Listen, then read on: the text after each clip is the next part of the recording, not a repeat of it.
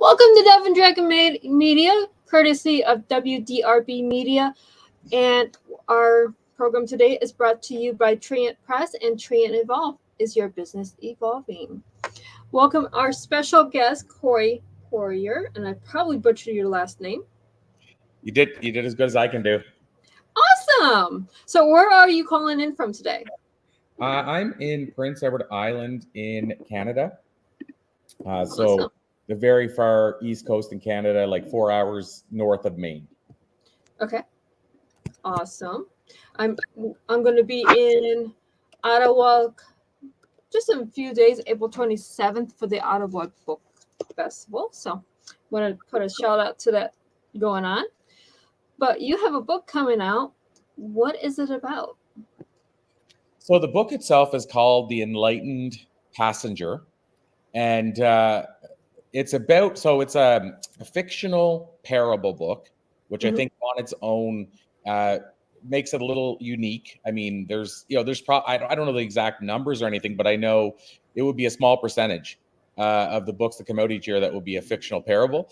But for people to kind of visualize, it would be similar to the Celestine Prophecy or The Alchemist, or Og Mandino was a writer from the 60s and 70s who wrote The Greatest Salesman in the World.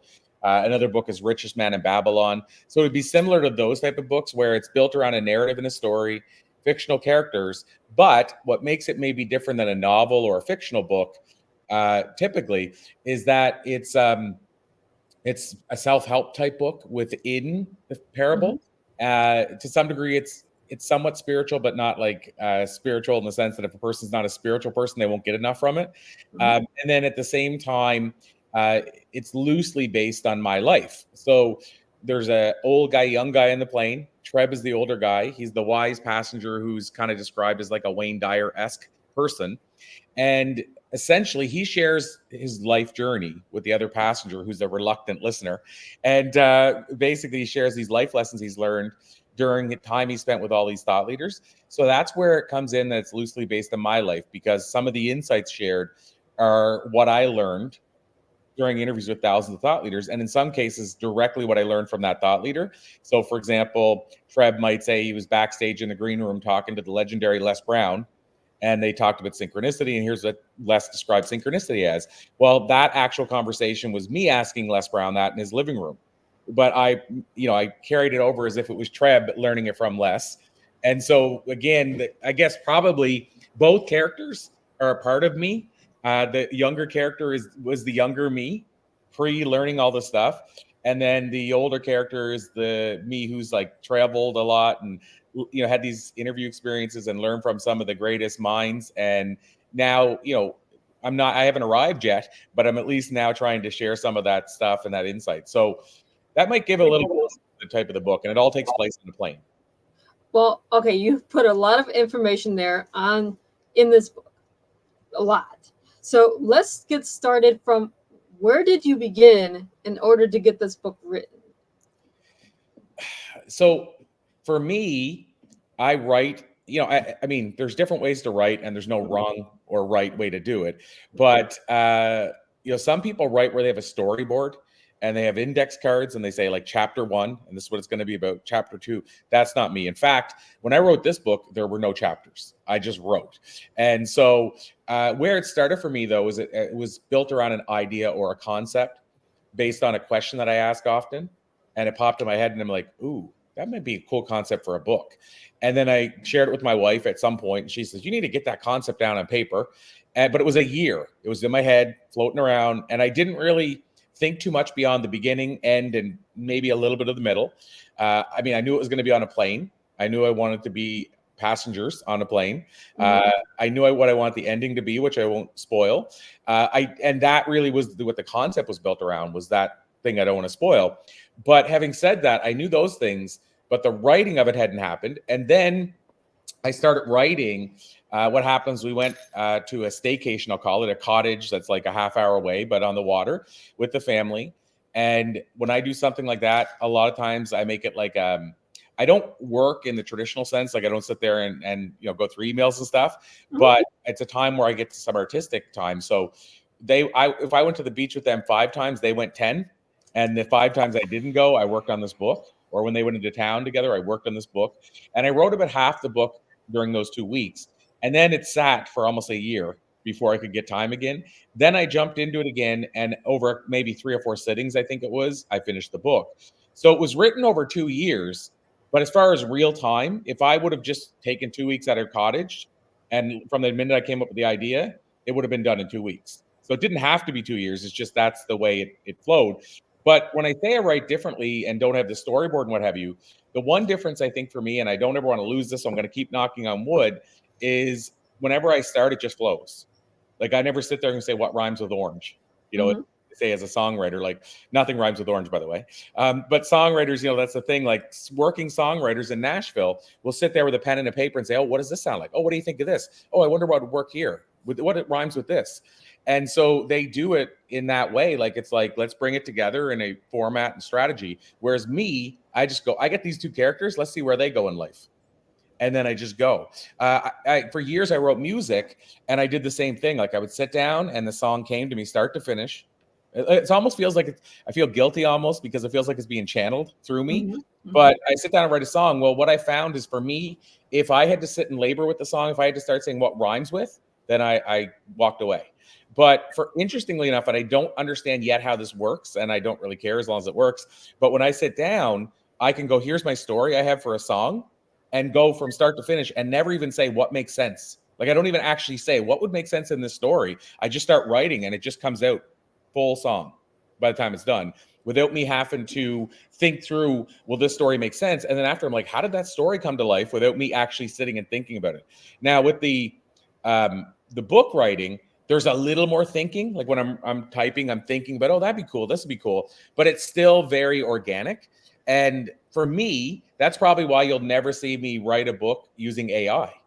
I actually enjoy the journey of writing. So hopefully I answered the question about how the book came together. It really took 2 years, me thinking of an idea, formulating the idea, and then eventually sitting and bringing it to life. And once it was done, I felt, okay. And at first, I will say this. So once it was done, I was like, okay, this feels right, meaning the book feels right. I will say this has never happened to me before. And, I write a lot, but it's in different formats, like whether it's music, whether it's books or what have you. And I used to do comedy, so I wrote stand up. I write a lot, but the one thing that was different about this experience than almost anything else I've written is when it was done, it felt done. Like in other words, it grammar wise, it wasn't done. It needed to be edited, but it felt like the story was done. Like I didn't feel like I had to go back in and start now, like rewrite. Like James Redfield, who wrote the Celestine, is a friend of mine, and he talked about how many rewrites with Celestine he kept going back in over and over, and I so admire that, and I think that's the norm. Like even my previous books, there's that whole thing when it comes to a book and writing it, where they say you have to write a crappy book first before it becomes a good book. And mostly that's what my experience has been. For whatever reason, and maybe it was a meant to be book, or maybe it was channeled, or whatever it was, this book, if I look at the original till now, there really wasn't a whole lot changed. There wasn't a whole lot where I went, this has to change, or let's change this, or it was more just to cover ourselves. Like, for example, I won't say the name, but we mentioned a soft drink, Mhm. and not disparaging, but we mentioned an exercise you can do, and it kind of mentioned or implied that there was negative energy in said soft drink. Mhm. And my editor was wise enough to say, maybe we should just call this a soft drink or a pop or whatever you want to call it, or soda or whatever, but not the name of the brand. And so Yeah, those that things we changed, but that wasn't changed in the context of the story.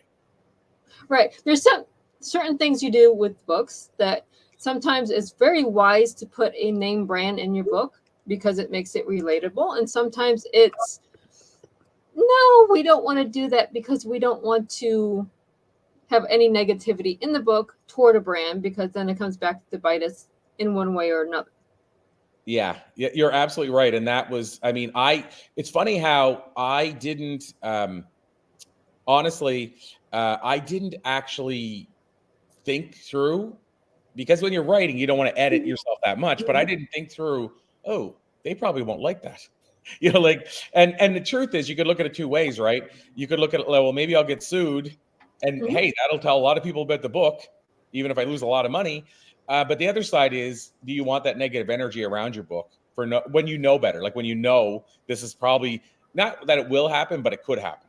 I mean, I'm sure that brand has had stuff like that said many, many times, and they've just ignored it because how many lawsuits are you going to go after and stuff like that? But do you want to take the chance? And do you want to, if like I mentioned some thought leaders in the book that changed my life, do I want them associated with it if it became a lawsuit? And so to me, it wouldn't make sense to leave it there. But those are the kind of things that we changed. Or like if I had said, for example, the flight took this long, that's a weird example, but like because I actually researched how long the flight would take and stuff. But let's say I said, I think early on I said the person was flying to one place in Europe, and then later on I said we're about to start expanding into Europe, so I got to take my first flight to Europe soon. But I had already said that he flies to Europe often, so it could have been something like that where you start writing, you leave it for 6 months, you come back, and I would try to reread it all the way through, but your head's in let's start writing, and so you might miss things. So I'll call that continuity, as in the film world, like making sure there's continuity.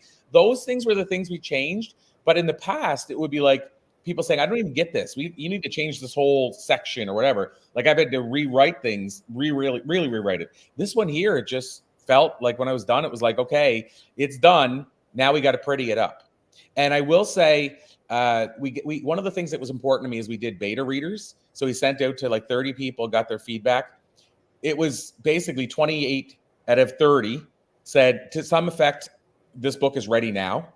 And that was really wild to me because I haven't been edited yet. Like, so I told them, ignore grammar. That's one of the things as an author, I think we make mistakes. We say, people, what's your thoughts on my book? And we just leave it open-ended like that. And then they come back and say, I didn't like how you put this word here. Oh, do you know that's spelled wrong? Like they come back with a whole bunch of stuff, which maybe took them out of actually giving you the feedback you were looking for.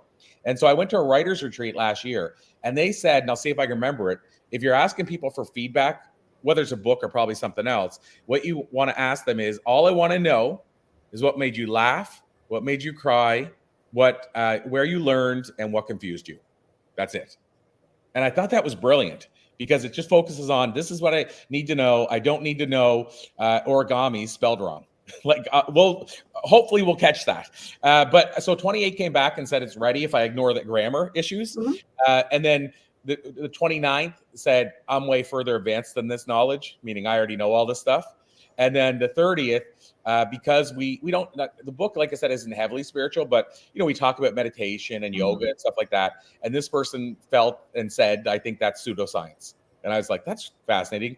Yoga is like exercise with a bit of meditation. You think yoga is pseudoscience? I thought that was fascinating. But because of that, he's not really my audience. So I can't really, but I learned, like, I forget what one of the things he said in the book is he said, I think when they're talking about places, or you could actually mention they're flying over the Grand Canyon and then reveal a fact about the Grand Canyon. And I thought that was fascinating, and I worked that in. So even the person that it wasn't for them gave me stuff that I said, oh, that makes sense. So, and one other thing, not to take over the conversation, I'll just mention one other thing he said that I took from it, and I'm hoping this helps other people if they're writing. But one of the other things he said was, I found it hard to believe that the young character, had heard of The Secret, but didn't know about this or that. Like, let's say, didn't know about setting intentions or whatever it is. Right. And so I thought about it and said, I was that person when I was younger. I learned about The Secret first and then everything else later. So I actually lived it. So I know it's possible, but it made me think, well, maybe other people think like him. Why don't I actually call attention to the elephant in the room? Why don't I say, as the older character, say to the younger one, it's fascinating to me that you know all about The Secret, but you don't know about this.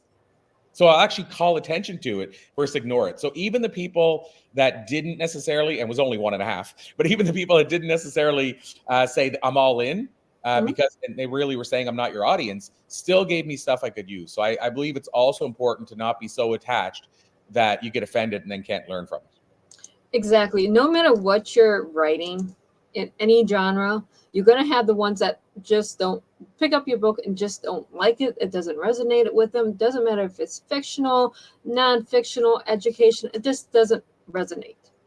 And they will tell you that sometimes very nicely, sometimes very not nicely. But you have to learn to take out what you can learn from their negative feedback. Even if it's, okay, you're not my audience. I get it. That is a lesson that a lot of authors have to learn. Absolutely. Yeah, it was, I mean, again, for me, I like to feel I learn, like I do interviews with thought leaders and I Mhm. try to glean insight. And I like to think when I hear somebody say something that I wasn't planning to do, and I said, that makes sense. I like to think that I am open to trying it. And so the beta reader thing I actually got from James, who wrote Celestine. He sent it out to 50 people, Celestine, when he first started writing it.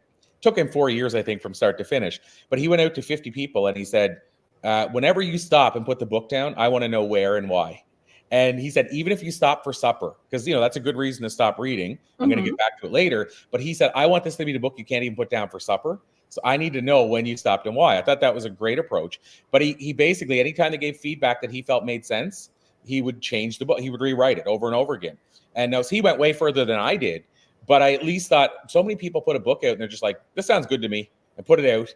And I'm not saying you shouldn't write the book for yourself first. I'm just saying, if you are trying to impact lives, maybe take into account what is the best way to impact lives if it doesn't negatively impact what you want to put out into the world. And for me, it didn't. And I'm like, why don't I get some feedback and see where I'm at and see if what I'm feeling makes sense and works and resonates, really does resonate with others. And so I tried to learn from that. Another thing that we've done with this book, and I've done with every book I put out since I heard this from somebody, is around the idea of, at the first of the book, putting a sign up. So basically saying, hey, thanks for grabbing my book, maybe on page 3. I'd love to give you the free audiobook if you go over here. And then, so what that does, which I didn't really clue in, is at first, is they say only like 20% of people make it past a certain chapter of a book. Mhm. And so a lot of people say, if you want to work with me and all this stuff, they put it at the very back. But yet, if nobody ever gets there, they don't even know that's there. So it made sense when somebody said it to me. If it's in the first 3 pages, they haven't even started reading yet, but you now already have them reaching out, communicating, connecting on email. So you can that even gives you the ability to email later and say, hey, what did you think of chapter 3? And maybe you get them to go pick the book back up. But if you never know, you can't do that. Also, if you're selling the book like I am, in Amazon, Walmart, Target, Barnes & Noble, Books A Million, you have no idea or way to know who grabbed that book. But if you have that thing at the beginning and they go, I want that free audiobook, and sign up, now at least you're collecting the information so you can connect with your own customers later. And maybe you have another book in the future you can talk to them about. So even just the idea of putting a sign up option, a bonus sign up option at the beginning of your book, was game changing. And I will say, one of the reasons that's amazing is because Amazon will let you view the first 10 pages of a book before you buy it. So I've had people that have signed up for my newsletter to get the audiobook, never bought the book, and then signed up for one of our programs later and told me and said, oh my God, I never even actually bought the book. That is brilliant. Yeah. So anyway, I just want to share that. No, that is a brilliant marketing thing, because it's free. You already put the book out there. Yeah. First 3 pages or so, and it's right there. Every page, every Amazon, Barnes and Nobles, Walmart, everywhere that you buy books, you can look in the book usually. Yeah. So it's brilliant marketing. Kudos to you for doing that. But you're not just an author. So what else do you do? Yeah, so it's busy. I'll start by saying that. So I started as a professional speaker. Mhm. I don't even know if I was professional when I started, but I started down the path of a professional speaker 20 some years ago.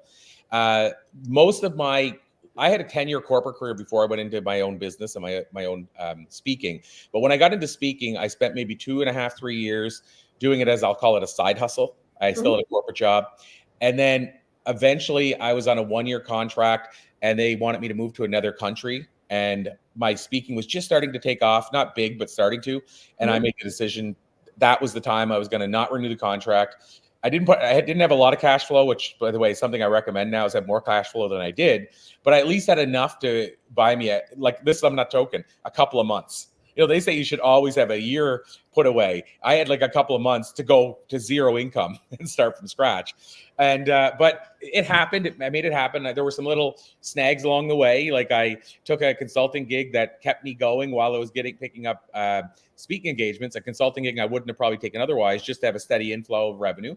But basically, I started building a speaking business, and within about a year, I'd replaced my income, which was a pretty good income level, with speaking. And then, like I said, I did that for 20 some years. But what happened along the way is people started asking me how I was getting so many paid speaking engagements and how I was getting paid so much to speak. And honestly, eventually I finally clued in that maybe I should start teaching this. I'm answering that question like 27 times a week, and I'm answering it the same way. So I'm basically saying the same thing, even just from an efficiency point of view. Even if I was doing it for free, I should be just saying, here's a podcast, go listen to what I would tell you. But I thought, well, if there's that many people asking, and I know they're wanting to do it so they can grow a revenue and income, I really should be getting something for the fact that I'm trying to teach them how to make money. Right. And a system that worked for me. And so we launched a speaking program about maybe 10 years ago, let's say, give or take. And we've had over 1,000 people go through it. But in recent years, we open it randomly. Like we don't focus on it at all. The first few years, we opened it like 2-3 times a year. And it was self-study. So it was like, do it on your own, but here's all the knowledge of how to do it.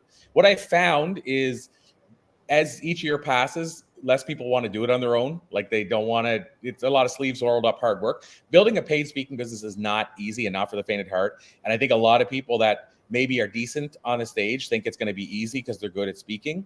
But the business side of speaking is so much harder than the speaking side.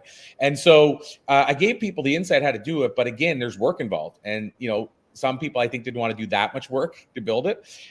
So a few years after that, I launched, people started asking me how I landed 3 TED Talks. So I said, maybe I should help people land branded talks because that was really a game changer for me in my career. And so we launched a program, a lot of success with that program, still running it. And actually we launch it and do a lot more with it than we do with the speaking program anymore.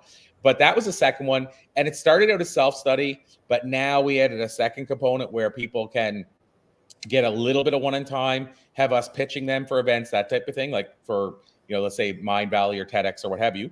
And that's, that part is continued all the way along. But the most recent thing and where I spend most of my time, let's say all of my time these days, is a thing called Blue Talks. Blue is BLU. So Blue Talks, Blue stands for Business Life Universe. It's like a mix, I always say, if TEDx and Chicken Soup had a baby on their honeymoon, we'd be the baby. And basically what we've done, though, is we've launched 4.5 years ago, we started it. And since then, COVID slowed us down a bit with live events. But since then, we've managed to do 30 live events. We have 2 more this month. And these events, more recent years, have been at places like Columbia, Oxford, Harvard, Cambridge, MIT, UCLA, Stanford, and so on. And but what we do is we run an event almost like TEDx. We have speakers that come on our stage and speak. We film them, we edit it, we polish it, we broadcast the video. We're helping them build their speaking career, so we're working a little closer with them as experts. We have a book series, which is an anthology series, kind of like Chicken Soup. What's the name of that one? Oh, it's literally, it's so plain. It's literally called Blue Talks Presents Business, Life, and the Universe. So it's almost like a double name as the title. And then it's volume 1, volume 2, volume 3. And we did that intentionally. So that the theme of them is really around business, life, and the universe. And we did that the way we did because we were originally planning to do like themes like success, inspiration, what have you. And what I found is people will be like, oh, I don't fit that, so I'll just wait for another book. So we were having people, it was too hard to juggle because people were trying to fit the perfect puzzle. And then, but they were going to wait for 3 books later. And it was just getting too complicated to try to mix that all around. And we realized that thankfully from book 1. So, but yeah, so we're at book number 13 we're working on now. Awesome. And yeah, it's been a blast. It's like, I think it's a book every 3 months, maybe since we started. And then we usually have a big name thought leader write the foreword. So like the newest one upcoming is the late Bob Proctor, which is fascinating. Like it's an interview I did with him before he passed. I got permission to now use as a transcripted foreword, which is going to be fun. But we've had, we've had Dr. Joe Vitale from The Secret write a foreword, Marie Diamond from The Secret. We've had James Redfield from Celestine, Ken Honda from Mind Valley.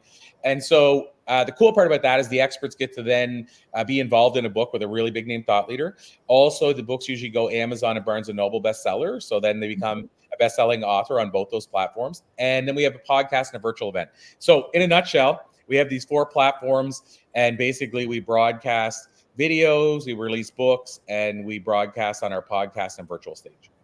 Well, that's awesome, but we are almost out of time. So where can our listeners find you? So the best bet is, we've had one website of mine on the screen. That's more my personal website if you want to go see some of the interviews I've done and learn about me. You can certainly join the newsletter there or reach out and there, because all my social links are there. So that's one hub. The other place, now it's not, we talked about this off air. It's not officially live until probably later today. I'm going to say by end of the day today should be live. But we're also, for the new book, The Enlightened Passenger, we wanted to set it up so we could give away bonuses with it. So we've set up thisisthebook.com. Thisisthebook.com. And we're just finalizing it right now. But when you go there, once it's live, basically give you the steps. But you can pick where you want to go buy the book. Let's say Amazon. You come back, put in your order number, and then basically you get 5 free bonuses. So Awesome. you can buy it on your own, but this way it helps us because it's still going through the same retailer we want, whichever one you want to go through. It still counts as a book sale, but we can then give you bonuses that we can't give you if you go to Amazon on your own or Barnes & Noble on your own. So it might be worth waiting until tomorrow to jump onto thisisthebook.com and grab a copy. Sounds wonderful. And thank you so much for being on the show today. Oh, thank you. It's been an absolute pleasure. And have a wonderful day. And for our listeners and our readers, happy reading.